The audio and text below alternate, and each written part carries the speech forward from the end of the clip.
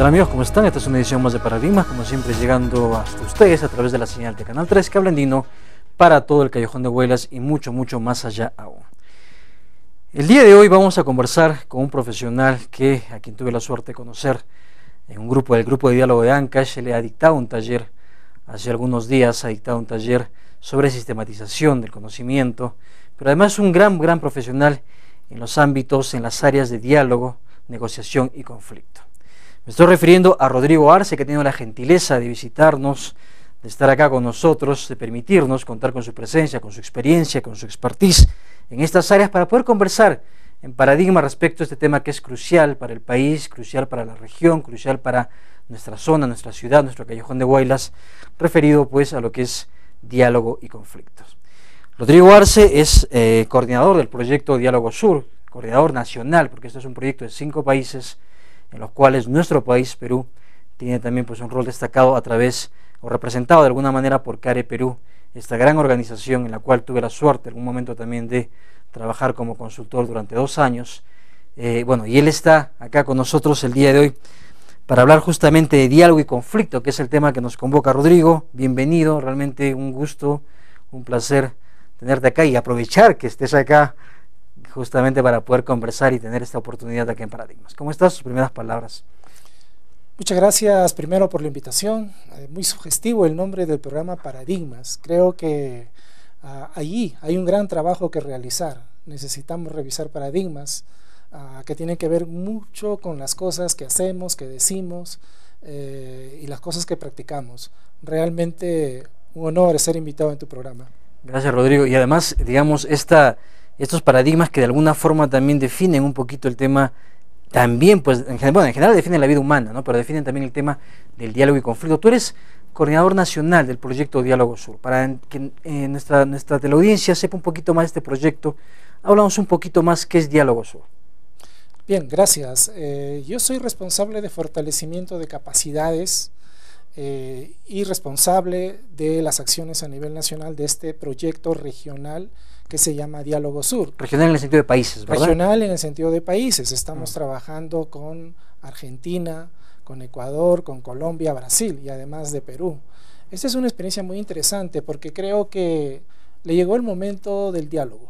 Al diálogo le llegó el momento porque vemos a raíz de todo lo que significa esta ola de inversiones y toda esta tendencia a desarrollar nuestros países, el crecimiento económico, ese es el paradigma. El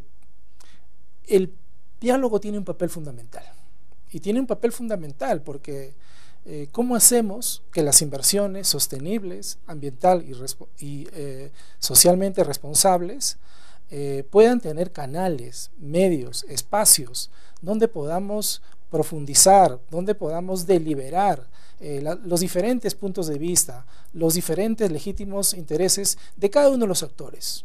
Creo que no hay que asustarse que haya una diversidad de posiciones, que haya una diversidad de intereses. El gran reto que tenemos como sociedad justamente es cómo fortalecemos una cultura del diálogo, que de otra manera es una forma de decir cómo fortalecemos nuestra democracia, cómo fortalecemos nuestra gobernabilidad. Claro, ¿no? Porque es importante, ¿no? Porque el diálogo está relacionado con la gobernabilidad estrechamente. Estrechamente. ¿No? Claro, y de alguna manera esto expresa pues también nuestras fortalezas democráticas, o más bien porque cuando no hay diálogo y cuando, digamos, explotan las cosas, suelen imponerse, por ejemplo, en el peor de los escenarios, que suele ser pues una guerra interna, una guerra civil o incluso un enfrentamiento constante entre peruanos, hablando de Perú, suele imponerse algún grupo y suele, pues, digamos, imponer cosas, ¿no? Y eso ya quiebra el diálogo. Mira, qué interesante, ¿no? Porque estamos hablando de qué es un proyecto de diálogo, cómo es eso, cómo se digiere un proyecto de diálogo, porque a veces, tanto en el imaginario, en la práctica, en el habla, diálogo solo es la conversación, o es el coloquio, o es el intercambio de ideas, ¿no? Pero no, realmente el diálogo es una apuesta que tiene una serie de elementos. Podría citar algunos de ellos, los más importantes: la posibilidad, la predisposición a encontrarnos, es un primer elemento. O sea, si no estamos dispuestos a sentarnos para poder deliberar, entonces tenemos dificultades.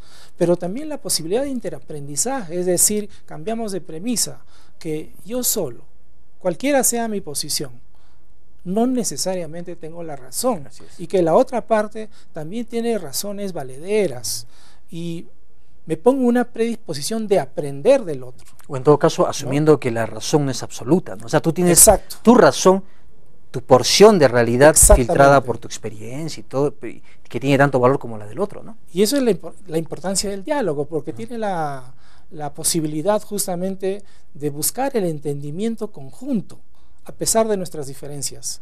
Pero esas diferencias, repito, no hay que verlas de manera negativa, porque también cada posición, cada actitud corresponde a una historia, a una serie de motivaciones que no necesariamente estamos tratando de entender o no queremos entender. Entonces justamente esta predisposición de grandeza y de humildad a la vez, de poder aprender del otro, significa que entre todos podemos construir una verdad más sensata para todos, para el ambiente. Y un tercer elemento, que es la predisposición para remover ideas, para remover discursos, posiciones, prácticas. Para quebrar paradigmas. ¿No? Para quebrar paradigmas, ¿no? Entonces, es un proceso de ganancia mutua, pero también ganancia para el ambiente y para el cosmos, porque en el fondo lo que estamos tratando es cómo instalamos o reinstalamos el equilibrio de la energía en un sistema, ¿no? Entonces, como vemos, el diálogo es mucho más allá que solo conversar, ¿no? Entonces, he ahí un reto de un proyecto que trata de promover el diálogo, que trata de promover lo que es la prevención y transformación de conflictos en contexto de industrias extractivas, porque justamente ahí, en este momento de la historia, es donde tenemos una alta conflictividad. Entendiendo que los conflictos no son negativos, forman parte de la dinámica social. Son naturales. ¿No es cierto? Son naturales. Somos diferentes, tenemos diferentes posturas y a veces queremos algo y justamente ese querer algo implica que tengamos diferentes acercamientos y eso puede generar un conflicto, ¿no? Ojo, pero decir que el diálogo busca la armonía no significa jugar al diálogo. Claro.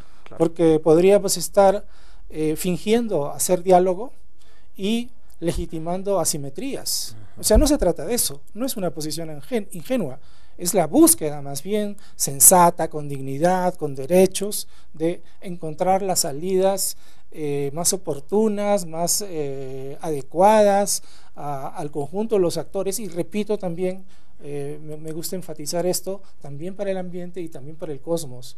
Crear una cultura del diálogo, crear una plataforma institucional orientada a hacer del diálogo un camino más natural para procesar nuestras diferencias es un gran reto. Y ahí la importancia de tener un proyecto de carácter tanto nacional pero también regional. Y hablando de lo regional, Rodrigo, vemos por ejemplo que en Colombia el presidente Santos se ha sentado a dialogar con las FARC, ¿no?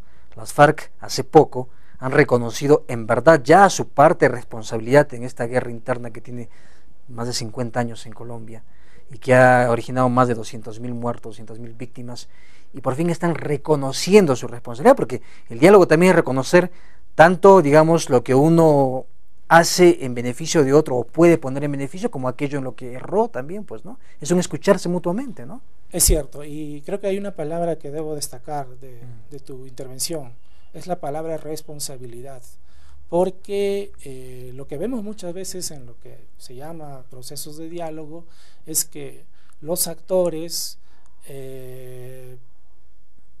aceptando la legitimidad de los derechos y de los intereses de cada uno de los actores, se cierra y piensa que eso es lo único que tiene que primar, que si no prima eso, entonces quiere decir que no hay diálogo o que te están utilizando.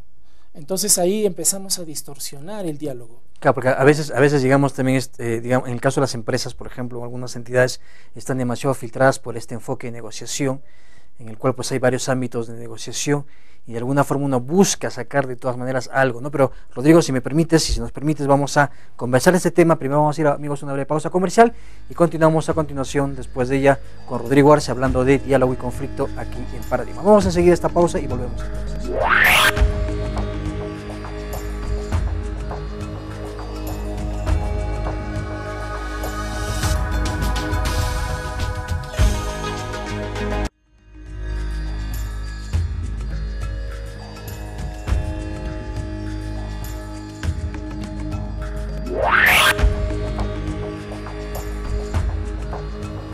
Amigos, estamos de vuelta aquí en Paradigmas conversando sobre diálogo y conflicto con Rodrigo Arce del proyecto Diálogo Sur.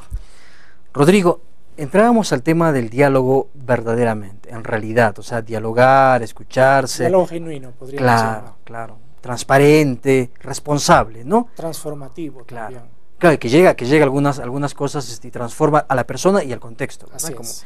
Ahora, esto me conduce a mí a plantearme algunos paradigmas, pues, ¿no? Algunos paradigmas que están presentes de alguna forma en nuestra cultura, ¿no? Instalados. Uno, por ejemplo, es que el conflicto es malo, que es un paradigma pues que no es totalmente cierto, ¿no? Que creemos que el conflicto es malo, o que el diálogo es muy difícil también, ¿no? O que es muy fácil también. O claro, que es muy fácil, pero sin escucharse, ¿no? Exacto. Claro, el diálogo verdadero es difícil, el diálogo... Porque si no estamos entendiendo lo que es el diálogo y solo es intercambiar ideas o intercambiar insultos o intercambiar agresiones, entonces eso no es diálogo. Claro. Y sucede en la calle entre amigos, no sé si te has dado cuenta, a veces los amigos conversan, pero ninguno escucha al otro, ¿no? O sea, cada uno viene con su rollo, acaban su rollo y se despiden, pero al final no hubo un diálogo verdadero, a pesar de que supuestamente son amigos. O sea, ha pasado muchas veces. Yo tengo un ejemplo al respecto, ¿no? Estuve con una colega hablando con un alcalde en el sur del país y el alcalde decía, bueno, acá nosotros tenemos nuestras fortalezas, ¿no? Y mi colega le dice, sí, claro, sus fortalezas, sus debilidades, sus oportunidades. Y el alcalde sigue hablando, tenemos nuestras fortalezas, tenemos nuestras ruinas, o sea, diálogos paralelos, no se están escuchando. Claro, eso es muy común. Claro, claro. Eso yo tuve una experiencia, te cuento como a manera de anécdota, con una médico, con una doctora médico, a la cual fuimos con mi hijo cuando era pequeñito, y le decíamos, y ella nos preguntó, ¿y cuántos años, no, cuánto tiempo tiene la niña? Y le decíamos, no es niña, doctora, es niño. Ah, está bien, pero ¿cuánto tiempo tiene la niña? O sea, la mujer estaba en su nube, en su especie de Olimpo o micro Olimpo, y no me escuchaba. Es increíble. Es cierto. Tú dijiste una cosa que creo que es importante explicar más, ¿no? Respecto a que si el conflicto es malo, es bueno. Y hemos reconocido todos que el diálogo en realidad es parte consustancial de la sociedad humana. En tanto hay historias, intereses distintos, entonces abundan las diferentes posiciones. Creo que eso no es malo. El tema está, si lo vemos como una oportunidad, entonces es la posibilidad efectivamente de poder hacer grandes cambios transformacionales y también tener la posibilidad de ir construyendo algo que todavía nos es esquivo, que es ir generando una cultura de la prevención de lo que significa el conflicto. Es decir, para no catalogar de bueno ni de malo, sino como una posibilidad, una oportunidad de procesar nuestras diferencias, de encontrar caminos sensatos mediante la apertura, ¿no? Y ahí llegamos a este tema de ideas, de paradigmas. Si uno reconoce la estructura de un ser humano psicológicamente, tenemos esta cadena, ¿no? Paradigmas, pensamientos, sentimientos y manifestaciones. Y en las manifestaciones tenemos las actitudes, los discursos, las posiciones. Entonces, de primera instancia tenemos una lectura circular, pero puede ir en sentido antihorario o puede empezar de cualquiera de los lados. Pero hay un elemento central que es el paradigma, que es el lente con el cual tú miras, interpretas la realidad. Es el nivel de conciencia, es el lente con el que miras la realidad, y entonces depende de qué lente estás utilizando también para pensar, para sentir y manifestarte, ¿no? Entonces, esta estructura psicológica también es válida para una definición de comunicación. Claro. Porque eso es, recuperamos toda esta interacción de estos diferentes elementos. Entonces, he ahí la importancia de poder reconocer nuestros paradigmas y los paradigmas también de nuestros interlocutores, justamente para poder entender bajo qué ángulo, bajo qué perspectiva está planteando, y entonces ya no solamente es el tema qué tanto soy entendido, sino qué tanto también yo trato de entender a la otra parte, ¿no? Claro. Porque finalmente, Rodrigo, nuestros paradigmas son lo que define nuestra realidad, ¿no? O sea, en Oriente, por ejemplo, en la cultura de Oriente se dice, tú eres lo que piensas, O sea, tal como piensas, y eso, en el Bhagavad Gita, si no me equivoco, o en uno de los Rig Vedas, está, ¿no? Tú eres lo que son tus pensamientos, tal como son tus pensamientos son tus palabras, tal como son tus palabras son tus actos, tal como son tus actos es tu destino. Y quiero recalcar el tema de que puede ser que iniciemos del paradigma, pero tú acabas de señalar, cuidado con lo que hablas, porque el lenguaje no también solamente construye. representa la historia, sino también modela el presente, el futuro, ¿no? Y al final se termina convirtiendo en el paradigma, ¿no? Entonces, al final todo esto está interrelacionado, ¿no?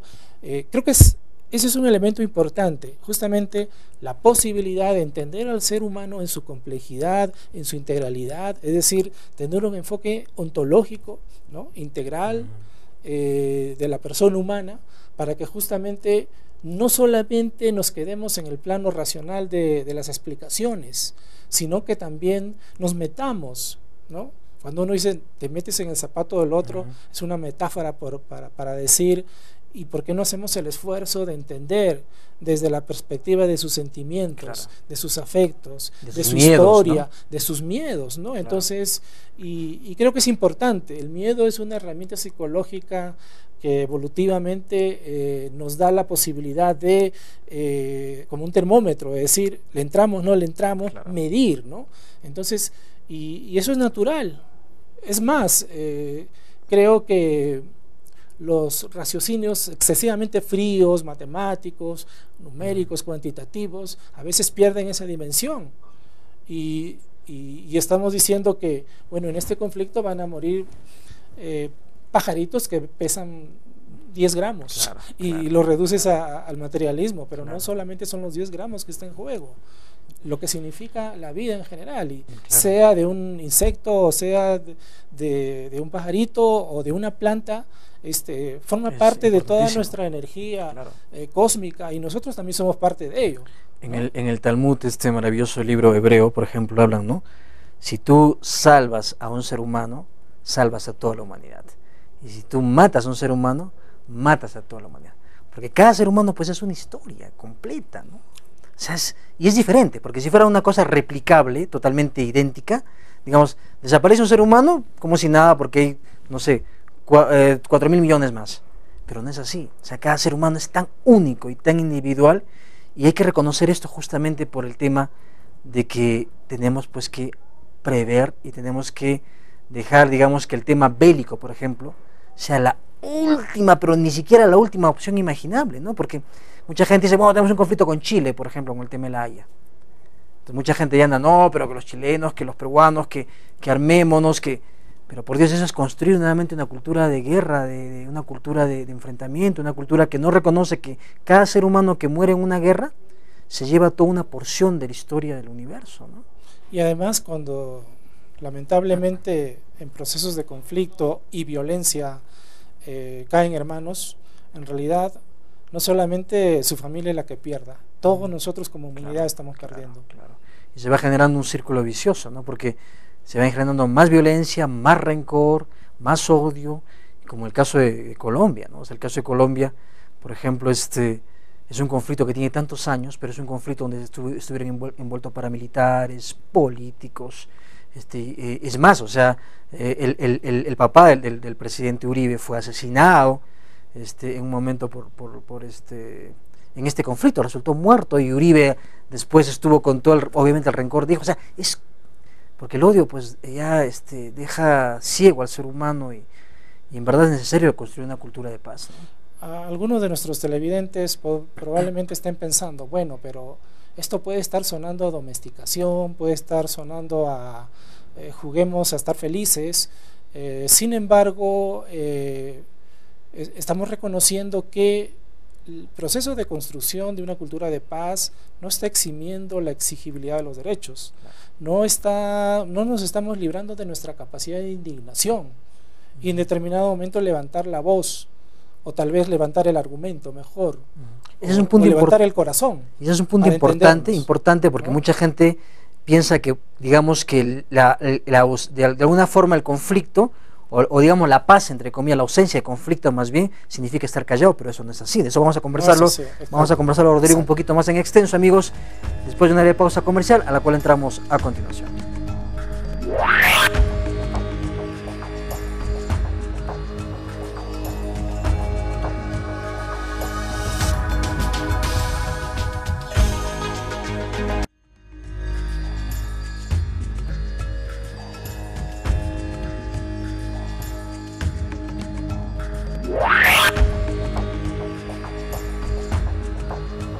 Amigos, estamos de vuelta aquí en Paradigmas conversando con Rodrigo Arce de Proyecto Diálogo Sur sobre conflictos, diálogo y conflictos. Rodrigo, estábamos entrando a este tema justamente de que la ausencia de conflicto, mucha gente interpreta que por estar mudo, por no exigir los derechos, hay paz. Cuando en verdad yo desde mi perspectiva pienso que más bien la paz se construye en base a la justicia, ¿no? Porque uno, digamos, otra cosa es mantener la tiranía o la dominación y decir la persona está calladita y como no se queja, supuestamente hay paz, pero eso es una paz ficticia, ¿verdad? Es cierto, ¿no? Encontrábamos en procesos de diálogo que para determinadas situaciones nos movemos entre estas dimensiones, entre el odio y el amor y la protesta y la propuesta. Entonces hay como diferentes cuadrantes, ¿no? A veces estamos en el cuadrante odio propuesta u odio protesta. Si estamos en este cuadrante odio protesta, entonces estamos en una situación muy difícil, y ahí es donde hay la violencia, hay la rabia, ¿no? Legítima indignación. Sin embargo, si solo nos quedamos en ese cuadrante, entonces lo que nosotros sembramos cosechamos. Quiere decir, si es que nosotros estamos planteando solo desde el desencuentro y solo desde la protesta, no tenemos posibilidad de ver más allá, que existen otras posibilidades donde no estamos viendo un enemigo al otro lado, sino que estamos viendo un hermano que tiene otra entrada, que tiene otras razones, pero que ambos formamos parte de un todo, como estamos diciendo, y que existe la necesidad de movilizarnos a otros cuadrantes. Puede ser que estemos en la protesta, pero mirando el amor o el encuentro.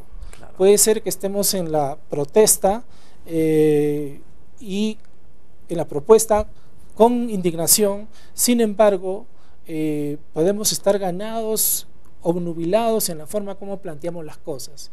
El reconocimiento de en qué condición estamos ayuda bastante, porque muchas veces en nuestras culturas se legitima también la victimización, el dolor, ¿no?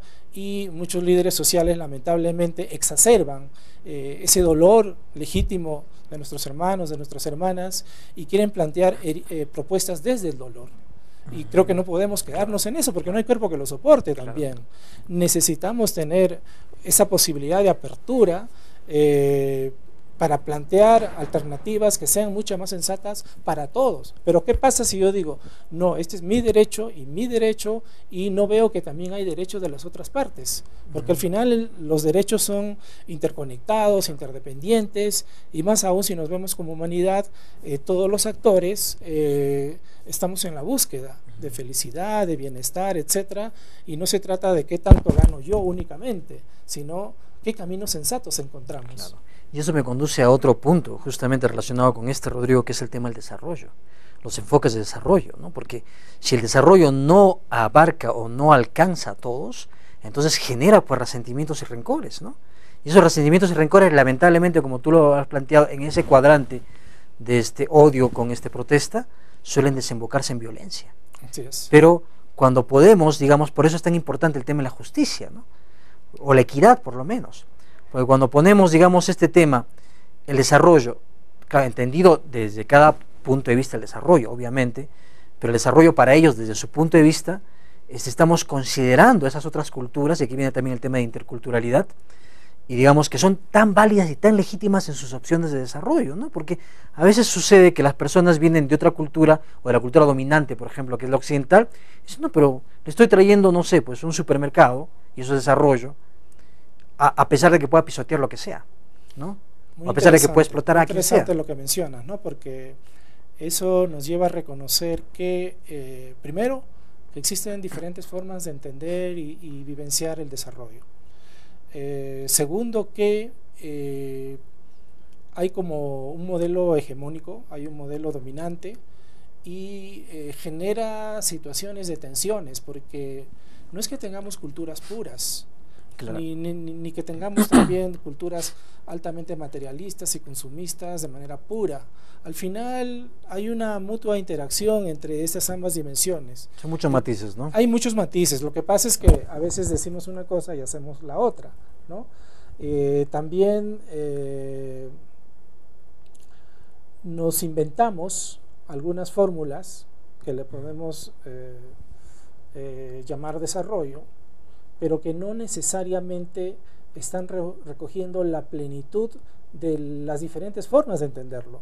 Y es ahí cuando vemos que muchos conflictos en el fondo tienen que ver con tensiones entre cosmovisiones. Es decir, mientras que para unos el cerro es algo inerte, sí, o es la posibilidad de extraer recursos, para otros puede ser la montaña sagrada.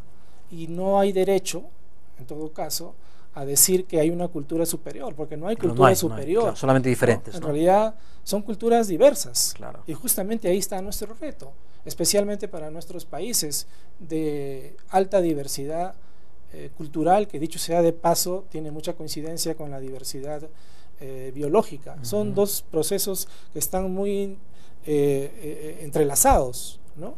Entonces, a una realidad compleja, diversa, multicultural, pluricultural, y debería ser intercultural, también tenemos que tratar de generar esas salidas, esas alternativas de interculturalidad, de entendimiento de la otra parte, y con legítimo derecho a sentir que el cerro es la montaña, que el agua es la Yacumama, claro, o vive la Yacumama, claro, perdón, y que eso es tan válido.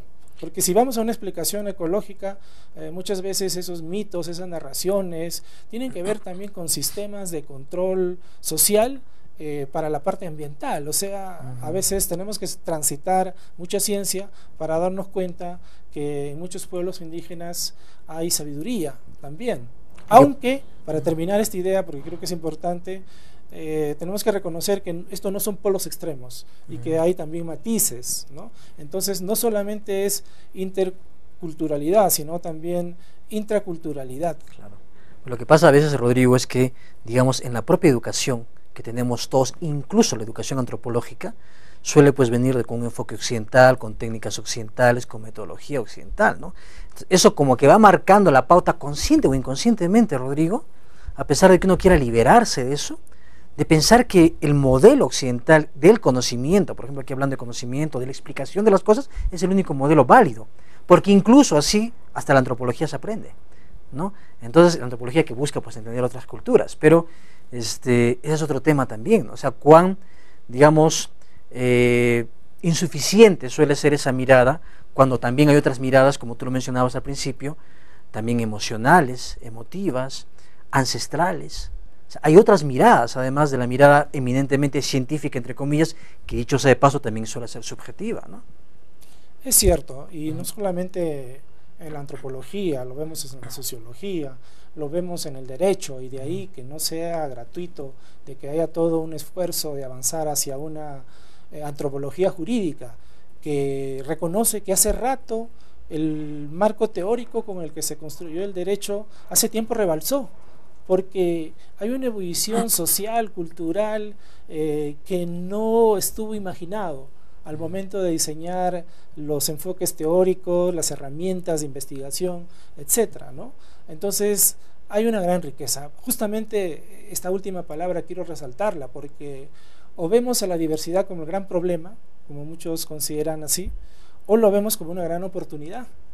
Y hay evidencias ahora cómo es que nuestra diversidad, pensando en términos también de desarrollo económico, puede brindar una gran contribución al tipo de desarrollo que nosotros queremos construir de manera colectiva, todas las sangres, todas las visiones, todos los entendimientos, para que justamente represente lo que somos y no tratemos de únicamente de seguir un camino que pensamos que es el único existente, pero cuando no es así. La vida es mucho más rica que eso. Claro. Y ese tema justamente, la diversidad, Rodrigo, que también está muy relacionado con la equidad de la información, es un tema que vamos a tocar en nuestro siguiente bloque, amigos, pero primero vamos a una breve pausa comercial. Estamos conversando con Rodrigo Arce de Proyecto Diálogo Sur. Vamos a una pausa comercial y volvemos enseguida.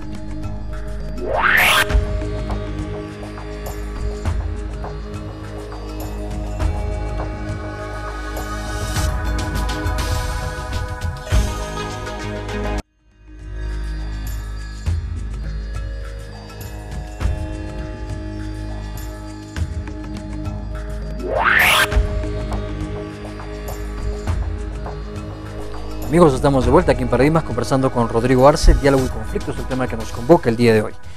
Rodrigo, la diversidad en realidad debiera ser una oportunidad, ¿no? Pero también la diversidad, de alguna manera, digamos en temas de diálogo, viene pues con diferentes historias o antecedentes de información, ¿no? O sea, la información no es equitativa, la información no es igual, la información para algunos tiene mucha información en su bagaje, no solamente profesional, cultural, sino histórico, social, digamos por su propia historia personal, lo que sea, de su familia, en fin, o de su cultura, y hay otros que no, pues, ¿no? O sea, digamos, y cuando se sientan en la mesa, parece que en verdad estuvieran sentándose en posiciones similares, pero no es así, ¿no? Eso es solamente la apariencia. Es cierto, ¿no? Muchas veces, en general, hablando de otros temas, pero que vienen al punto, ¿no? Escucho a veces a políticos o también a promotores de inversión decir que su gran problema es que no saben comunicar. Pero ahí tenemos un problema, porque eso está asumiendo que yo tengo la razón, que la información tiene que ser de un lado para otro, y cómo me pulo, o sea, cómo me sofistico en poder alcanzar o transmitir o compartir la información. Ese es un primer tema que hay que tener presente, ¿no? Que no se trata únicamente de una dirección hacia la otra, sino de un proceso mutuo de intercambio, ¿no? De construcción, ¿no? Exactamente, ¿no? De interrelación, de tal manera que ayudemos justamente en ese proceso de este mutuo entendimiento que buscamos a través del diálogo. El otro elemento tiene que ver ya cuando estamos en los propios procesos de diálogo, donde la información es un elemento central para la calidad de la toma de decisiones, entendiendo como calidad responsabilidad social y ambiental, ¿no? Es decir, las mejores decisiones, no solamente para los actores, que es importante, sino también para la sociedad, para el ambiente y para el cosmos. Y ahí es donde tenemos que señalar algunos puntos. Efectivamente, muchos de los procesos de negociación ya estamos partiendo de una asimetría en la información, ¿no? Además del problema intercultural que no fue trabajado con esa pertinencia, tenemos ya en el entendimiento, desde una perspectiva técnica, la información necesaria que debe ingresar a ese sistema para tomar las mejores decisiones. Pero vemos que a veces se comparte mucha información, pero no está en los formatos adecuados, apropiados, de tal manera que por más que el promotor de la inversión haya entregado la información, haya cumplido con la mejor voluntad posiblemente, pero finalmente no se está usando esa información, ¿no? Entonces eso nos obliga a pensar cómo hacemos para reducir la brecha. Obviamente no estamos pretendiendo que los comuneros de la noche a la mañana se conviertan en ingenieros hidráulicos o ingenieros mineros o ¿no? Especialistas en cambio climático, etcétera, pero sí tener los fundamentos, la lógica, los principios, los elementos básicos que ayuden a que efectivamente al momento de hacer la deliberación sobre las diferentes situaciones y propuestas haya más sensatez. Y ahí también vemos que a veces nuestros formatos metodológicos en el diálogo podrían estar jugando en sentido contrario, es decir, ir legitimando la simetría, si es que no estamos conscientes que efectivamente necesitamos fórmulas más creativas para que efectivamente las comunidades locales puedan entrar en mejor disposición, con mejores recursos, mejor información para la toma de decisiones. Porque mira, incluso en el solo hecho de que se esté, por ejemplo, negociando, dialogando en español, ya implica para la persona que ha construido su universo mental, emocional, en quechua, por ejemplo, ya implica pues una desventaja, ¿no? Y es un tema también con el tema de las lenguas. O sea, mucho se ha cuestionado, por ejemplo, el dominio del inglés a nivel universal, a nivel de todo el mundo, y por eso se planteó el esperanto como una lengua más neutra, porque dijeron, no, pues ya pues eso ya de todas maneras le concede una ventaja a los que hablan inglés nativamente que a aquellos que lo aprendemos como una segunda lengua, y eso ya hay una simetría ahí, pues, ¿no? Claro, reconociendo la simetría, entonces el reto es, frente a esta situación, o la mantenemos, o jugamos, repito, al diálogo, y la información aparece como un requisito, como parte del ritual, o realmente incorporamos información de tal manera que nos ayude a esa toma de decisiones sensatas de la cual estamos hablando. Pero eso también implica los propios cambios de paradigma desde parte de las poblaciones locales, donde yo no solo espero la información, sino también busco la información, donde no solamente hago reverencia al conocimiento occidental, sino que también valoro mi propio conocimiento, mi propia información y lo coloco en la mesa justamente para poder tener la posibilidad de ese encuentro fructífero entre estas fuentes de información, entre estas fuentes de conocimiento. Y a veces las comunidades lamentablemente no suelen valorar sus propios conocimientos locales, ¿no? ¿Por qué? Porque de alguna forma históricamente se les ha metido ese bichito de hacerles pensar que su cultura es inferior a la cultura de Occidente, cuando no es así. Y muchos lamentablemente se creen esa maña, esa manipulación, y eso permite pues que el lado que occidental o el lado que tiene esta información más bien dominante lo siga es cierto. Perjudicando, Sin ¿no? embargo, yo creo que hay que cuidar de no caer en las ideologizaciones, porque, por ejemplo, vemos en el tema del cambio climático, ¿no? Muchos de los conocimientos ancestrales, tradicionales, de los pueblos indígenas respecto a la interpretación de la naturaleza, el clima, han ido cayendo porque efectivamente están cambiando los parámetros. Es decir, en un momento de la historia funcionaron y ahora vemos que empiezan a tener problemas. Lo mismo que también esa misma crítica la hacemos al conocimiento occidental, que bajo parámetros de encasillamiento, de arrogancia incluso, Claro. que es la única forma de interpretar, ¿no?, la realidad y conocer y dar alternativas. Yo creo que requerimos humildad de ambas partes también para esta síntesis. Hablamos de la ciencia sensual, pero también podríamos hablar de una ciencia intercultural, ¿no?, donde estamos reconociendo los valiosos aportes de cada una de las partes, reconociendo que cada uno también tiene sus límites, claro, ¿no?, para no caer en las ideologizaciones, que solo con ciencia pura occidental vamos a resolver todas las cosas, o en el otro sentido también, que solo con conocimientos tradicionales vamos a resolver las cosas. El mundo cambió, el clima cambió, la sociedad cambió, entonces tenemos que hacer los reajustes del caso, pero para eso está el diálogo justamente, claro. Como todos estos cambios encuentran en el diálogo una posibilidad de reinterpretar, de reencontrarnos, ¿no?, de reinventarnos. Claro, y de alguna manera de poder conciliar, ¿no?, digamos, estas posturas, porque la propia ciencia, hay varios científicos ya que están ingresando, digamos, a esta otra esfera, más bien la física cuántica de alguna forma ha dado pie a eso y se ha nutrido de estos conocimientos antiguos, de estos grandes campos de conciencia, etcétera, para empezar a explicar todo eso, ¿no? Y hay científicos brillantes, Greg Braden, el mismo Deepak Chopra como médico psiconeuroendocrinólogo, que están, digamos, reestructurando nuestros propios paradigmas, ¿no?, reposicionando y llegando a esta conjunción saludable para todos, ¿no? Es cierto. Una cosa es pensar en el yo o pensar en el tú, que pensar en el nosotros. Claro. Y ahí está el gran reto. Pensar en el nosotros, pero en esta integralidad, en esta riquísima complejidad que tenemos las personas, las culturas.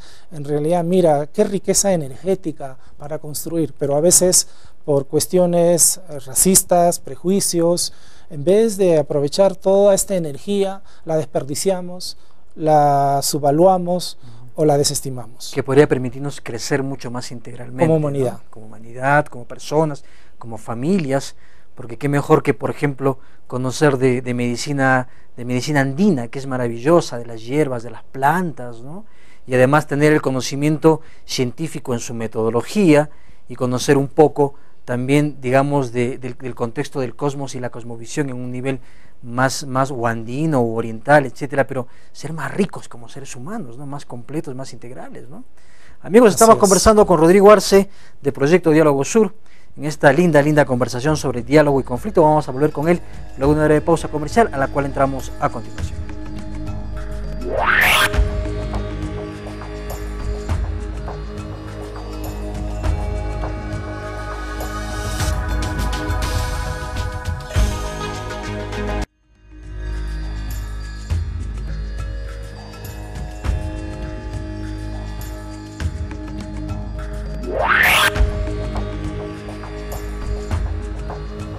Amigos, estamos de vuelta aquí en Paradigmas conversando con Rodrigo Arce. Estamos en nuestro último bloque del tema diálogo y conflicto que nos ha convocado el día de hoy. ¿Cómo prevenir conflictos? ¿Cómo hacer? Hemos conversado un poco de este tema del diálogo, fundamentalmente como una expresión saludable, una expresión humana realmente integral de lo que debería ser el ser humano en su propia relación con otros. Pero a veces, el día a día nos conduce más bien a un entorno más violento, competitivo. ¿Cómo prevenimos esto? ¿Cómo hacemos una prevención de conflictos, Rodrigo? Mira que el diálogo y los conflictos están estrechamente interrelacionados. Justamente hay elementos clave del diálogo transformador que tienen que ver con la prevención y la transformación de conflictos. Si bien es cierto, hemos hablado bastante de esta mirada ontológica, integral, pero hay varias dimensiones en realidad, ¿no? Estos cambios que necesitamos a nivel personal, intrapersonal, pero también a nivel relacional y a nivel estructural y a nivel cultural. Mira, o sea, hay diferentes dimensiones. También estas plataformas de diálogo o estas infraestructuras institucionales para el diálogo, donde no solamente estamos hablando de instituciones como tales, importante el papel de la Oficina de Diálogo y Sostenibilidad, pero además también las políticas públicas, la capacidad de ponerse de acuerdo, los arreglos, en el buen sentido de la palabra, todo lo que signifique el acuerdo. Entonces, yo creo que nuestra cultura en general tiene un reto, nuestra democracia tiene un gran reto, que está vinculado al diálogo y la gobernabilidad, que es la capacidad de ponernos de acuerdo. Entonces, los que trabajamos en facilitación de procesos sociales tenemos muy claro eso. Tenemos una misión en el mundo, que es cómo ayudamos justamente a ponerse de acuerdo, ¿no? Claro. Y ahí vienen todos estos elementos de los que hemos hablado, ¿no? Trabajando tanto desde el punto de vista de las personas, la gestión del ser, la gestión de facilitación de procesos sociales, la gestión de facilitación de procesos organizacionales, donde desde los diferentes ángulos vamos abordando para tener precisamente esta plataforma para el diálogo, ¿no? Es decir, tenemos que ir fijando en los diferentes campos de la realidad humana los elementos que nos ayuden justamente a hacer del diálogo una herramienta auténtica de profundización, enriquecimiento de la democracia, de la prevención y la transformación de conflictos. La prevención es sumamente importante y ahí hay que realizar los esfuerzos necesarios para que también tengamos la capacidad de proyectarnos mucho más allá de nuestras necesidades o nuestra visión, a veces cortoplacista, porque tenemos una gran responsabilidad no solamente para con nuestra generación, nuestra familia, todos los seres que amamos, sino también para las futuras generaciones y para el planeta mismo. Y nosotros los comunicadores, Rodrigo, te comento, tenemos una gran responsabilidad de pasar y también quebrar ese paradigma, porque muchos comunicadores se ven a sí mismos solamente como informadores, cuando la comunicación realmente es tender estos puentes, es relacionar, es generar vínculos, porque si no suele ser solamente una transmisión de información, y muchas empresas contratan comunicadores que tienen esta visión de informadores, pero no en verdad de comunicadores en una visión más de transformación social, ¿no? Y eso es algo muy importante. Rodrigo, quiero agradecerte bastante el hecho de que hayas estado el día de hoy, te hayas tomado un tiempito siquiera para poder estar conversando aquí en Paradigmas. Quiero además comentar a los amigos que Rodrigo Arce ha venido a dictar un taller, yo lo he conocido allí, sobre sistematización en procesos de conocimiento, pero invitado por un grupo también importante de diálogo de acá de Ancash, el grupo de diálogo de Ancash justamente se llama, que está fortaleciendo justamente el ámbito de la sociedad civil para estos procesos de diálogos que son bienvenidos en verdad, ¿no? O sea, cada proceso de diálogo pues implica la prevención justamente de los conflictos. Tus últimas palabras, tus últimas reflexiones, Rodrigo, antes de cerrar el programa. Muchas gracias por esta interesante conversación, creo que nos ha motivado a todos y nos deja grandes retos también. Avanzar hacia esta cultura del diálogo, avanzar hacia esa cultura de paz, donde a pesar de nuestras diferencias, o mejor dicho, con nuestras diferencias, tenemos mucha posibilidad de construir juntos caminos sensatos. Muchas gracias de verdad. Gracias a ti, Rodrigo, nuevamente, y por supuesto construir caminos sensatos, caminos saludables, caminos de paz, caminos que nos permitan construir un país mejor, un país integrado, un país verdaderamente intercultural y un país que respete las diferencias y vaya en un horizonte común. Amigos, eso es todo por el día de hoy. Agradecer por supuesto al equipo de producción que me acompaña todas las semanas y recordarles el correo electrónico de Paradigmas, paradigmastv@gmail.com. Nada más por mi parte y estaremos en un siguiente programa como siempre con otro interesante tema como suelen ser los temas de Paradigmas. Hasta entonces amigos y gracias por su gentil teleaudiencia.